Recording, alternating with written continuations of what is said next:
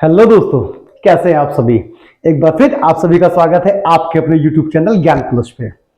तो आज मैं उसी कैश फ्लो का थर्ड एडजस्टमेंट लेके आया हूं जो कि था डिवेंचर। प्रीवियस दो वीडियो में आपको मैंने दो अलग अलग एडजस्टमेंट सिखाई है।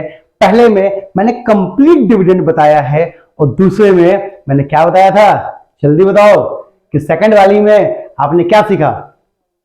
कमेंट बॉक्स में कमेंट कीजिएगा, इसे मैं नहीं बताऊंगा। हम भी तो देखें कि आपने पढ़ा कि नहीं पढ़ा।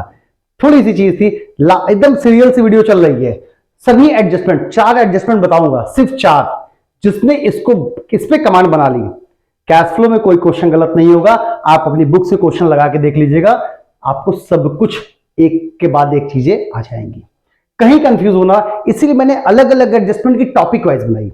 सिर्फ टॉपिक सर्च कीजिएगा, आपको चीजें मिल जाएंगी। ठीक, तो चलिए ज्यादा टाइम नहीं वेस्ट किया जाता है, सीधे आते हैं थर्ड एडजस्टमेंट पे, जो ज्यादातर देखने को मिलती है। कौन सी डिवेंचर, कौन सी डिवेंचर। अब सर इसकी कैसे एडजस्टमेंट आती है। सर डिवेंचर तो दिया होता है आपका नॉन करंट लायबिलिटी में, लिखा होता है नॉन करंट लायबिलिटी डिवेंचर तो दिया होता है। हम जब इसको देखते हैं, मान लीजिए सिर्फ क्वेश्चन में बैलेंस शीट दिया, बैलेंस शीट में क्या दिया हुआ, डिवेंचर। आपने क्या किया, आपने देखा या प्रीवियस ईयर और करंट ईयर, एक सेकंड, दो अमाउंट दिए हुए हैं। आपको बताया गया अगर ये अमाउंट बढ़ा तो जाहिर सी बात है लायबिलिटी क्या हुई, रेज हुई। लायबिलिटी क्या हुई, रेज हुई। और लायबिलिटी जब बढ़ती है तो लायबिलिटी के बढ़ने का मतलब वो क्या हुआ होगा, डिवेंचर इशू हुआ होगा। डिवेंचर इशू हुआ होगा। जब डिवेंचर्स बढ़ते हैं या शेयर्स बढ़ते हैं तो वो कब बढ़ेंगे, जब वो इशू होंगे। लेकिन अगर ये घट गया तो मान लीजिए 3 लाख की जगह यहां पे क्या था, 1 लाख था। क्या था, 1 लाख। तो ये तो घट गया सर। तो जब बढ़ेगा तो इशू और घटेगा तो रिडम्पशन।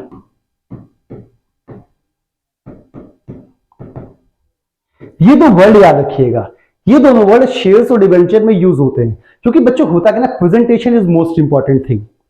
आप पेपर में लिखते क्या हो, सिर्फ आप डिवेंचर लिख के छोड़ दोगे। आपने बताया ही नहीं कि डिवेंचर बढ़ा है कि घटा है। डिवेंचर बढ़ा तो कई बच्चे लिखते हैं increase in debenture, decrease in debenture, increase in shares. नहीं बेटा, गलत है। तो आपका प्रेजेंटेशन आपके नंबर में बहुत ही इंपॉर्टेंट रोल प्ले करता है। ठीक है, तो कोशिश कीजिए कि प्रेजेंटेशन अच्छा दीजिए। तो कभी भी अगर डिवेंचर्स या शेयर्स बढ़ता है, 2 से 3 लाख हुआ था, बढ़ा था, तो आप उसके लिए इशू शब्द का यूज करेंगे, issue of debenture, issue of share. लेकिन अगर वो घटा है तो किस वर्ड का यूज किया जाएगा, redemption of debenture and redemption of shares.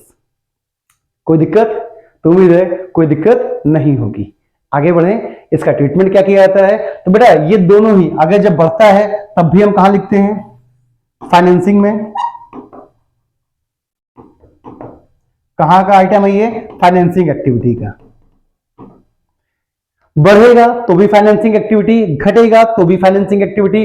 Debenture जो होता है वो फाइनेंसिंग एक्टिविटी का ही आइटम होता है। तो ये सभी को पता है, सभी ने इसको लगाया भी होगा। चाहे बढ़े या घटे, बढ़ेगा तो कैश का इनफ्लो है, पॉजिटिव में लिखेंगे, घटेगा तो निगेटिव में लिखेंगे। प्लस माइनस का साइन लगाना बच्चों पेपर में मत भूलना। अमाउंट में माइनस वाली चीज को ब्रैकेट में लिखिएगा प्लस, क्योंकि अगर यहां पे गलती होगी तो भी आपका कैश फ्लो मैच नहीं होगा। ठीक, चलो आगे बढ़ते हैं। अब बच्चों इतना तो आपको पता है कि सर, इतना तो हमें भी मालूम है, घटेगा बढ़ेगा तो फाइनेंसिंग में जाएगा। तो उसमें नई चीज क्या है, नई चीज एक है कि बहुत बच्चे इसको भूल जाते हैं। इसको तो फाइनेंसिंग में डाल देते हैं, लेकिन जो 10% लिखा है ना, वो इसे भूल जाते हैं। वो इसे भूल जाते हैं और सोचते हैं कि सर 10% है, ये कहां जाएगा। या बहुत निकालते तो ये कंफ्यूज हो जाते हैं कि किस अमाउंट पे हम निकालें, 2 लाख पे निकालें कि 3 लाख पे निकालें कि 1 लाख पे निकालें। ये बड़ा कंफ्यूजिंग होता है सर कभी कभी। तो उसी को समझाने के लिए ये छोटा सा टॉपिक में लेके आया हूं। ठीक, तो आइए समझते हैं। तो बेटा देखो, ये घटा बढ़ा ये तो फाइनेंसिंग में जाएगा ही जाएगा। लेकिन अगर कोई इंफॉर्मेशन क्वेश्चन में नहीं है, कोई भी इंफॉर्मेशन क्वेश्चन में नहीं है, तो ये जो 10% है ना, ये होता है इंटरेस्ट। क्या होता है, डिवेंचर पे इंटरेस्ट दिया जाता है। और जो इंटरेस्ट होता है वो 2 जगह जाता है। ये इंटरेस्ट पेड होता है, ठीक है, ये क्या होता है, इंटरेस्ट पेड। आपको इंटरेस्ट देना है, ये इंटरेस्ट आपकी दो जगह जाएगा, दो एक्टिविटी में जाएगा। एक तो जाएगा फाइनेंसिंग में, फाइनेंसिंग मतलब फाइनेंसिंग में कोई चीज पेड होगी तो वो कैश का आउटफ्लो होगा, आउटफ्लो होगा कि नहीं होगा। और दूसरी तरफ ये आप ध्यान से देखिएगा, आपने पढ़ा होगा नेट प्रॉफिट बिफोर टैक्स में ऐड होता है नेट ऑपरेटिंग, वो नॉन ऑपरेटिंग या नॉन कैश एक्सपेंसेस। क्या? नॉन ऑपरेटिंग या नॉन कैश एक्सपेंसेस। तो भैया इंटरेस्ट कैसा एक्सपेंस होता है? इंटरेस्ट होता है नॉन ऑपरेटिंग एक्सपेंस। क्या होता है? Non operating expense. तो नेट प्रॉफिट में, नेट प्रॉफिट के बाद ऐड हो जाएगा। नेट प्रॉफिट के बाद, नेट प्रॉफिट में नहीं, नेट प्रॉफिट निकालने के लिए नहीं, नेट प्रॉफिट के बाद जो ऐड होता है नॉन ऑपरेटिंग एक्सपेंसेस और नॉन कैश एक्सपेंसेस। तो इंटरेस्ट क्या होता है? Non cash expenses. तो इसका ट्रीटमेंट समझ में आ गया कि जो 10% निकलेगा इंटरेस्ट पेड होगा, ये दो जगह जाएगा, एक फाइनेंसिंग में और एक ऐड हो जाएगा नेट प्रॉफिट ऑपरेटिंग में जाके, नेट प्रॉफिट में, नेट प्रॉफिट के बाद। ठीक है सर, ये भी आ गया। अब से कंफ्यूज होते हैं हम एक जगह कि इंटरेस्ट किस अमाउंट पे निकाले, 2 लाख पे या 3 लाख पे या फिर 1 लाख पे। तो जनरली जो निकाला जाता है, अगर कोई इंफॉर्मेशन नहीं है तो हमेशा हम इंटरेस्ट कैलकुलेट करेंगे 2 लाख का 10%। किसका? 2 लाख का। इस 3 लाख से ना मतलब होगा, ना ही तो उस 1 लाख से मतलब होगा। हम ये मान लेते हैं कि जो डिबेंचर इशू किया गया है, इशू किया गया है, वो कब किया गया है? एकदम at the end of the year. जो 1 लाख इशू है, भाई पहले 2 था, 3 हो गया, 1 लाख इशू हुआ होगा। ये जो 1 लाख इशू हुआ वो at the end of the year issue, मतलब 31 मार्च को। जब भैया एंड में इशू होगा तो काहे का ब्याज देंगे? तो in the absence of any information, in the absence of any other information, we always calculate interest on debenture on the previous year amount. हमेशा हम किस पे निकालेंगे? प्रीवियस ईयर अमाउंट पे, in the absence of any information regarding the interest. But बात वही आती है, अच्छा सर 3 लाख पे क्यों नहीं निकाल सकते? बच्चे तुरंत कहते हैं सर ये बताइए 3 लाख पे क्यों ना निकाले? हमारा मन है 3 लाख पे निकालने का। तो देखो वो भी क्वेश्चन गलत नहीं माना जाता।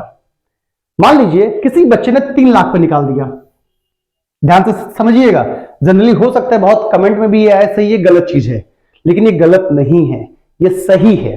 बस किया कैसे जाता है उसको ध्यान से समझना। सर हम 2 लाख पे नहीं निकालेंगे, हम निकालेंगे 3 लाख का 10%, 30,000। इन the absence of any information हम 3 लाख पे निकालेंगे। क्या ये गलत होगा? हाँ, ये एक सेंस में गलत होगा, एक सेंस में सही होगा। इसे सही तब माना जाएगा जब 3 लाख पे निकालने के बाद आपने नीचे पूरा क्वेश्चन करने के बाद एक नोट लिख दीजिएगा। नोट क्या लिखिएगा? वी अज्यूम, हमने ये माना है कि ये जो 1 लाख इशू हुआ ना, ये जो 1 लाख एक्स्ट्रा इशू हुआ, ये जो 1 लाख इशू हुआ ये 1 अप्रैल को हुआ। कब? 1 अप्रैल को, मतलब स्टार्टिंग में, ईयर के स्टार्टिंग में। जब भैया ईयर के स्टार्टिंग में इशू हुआ, आपने इसको नोट में साफ साफ लिखा है, तब ये सही माना जाएगा।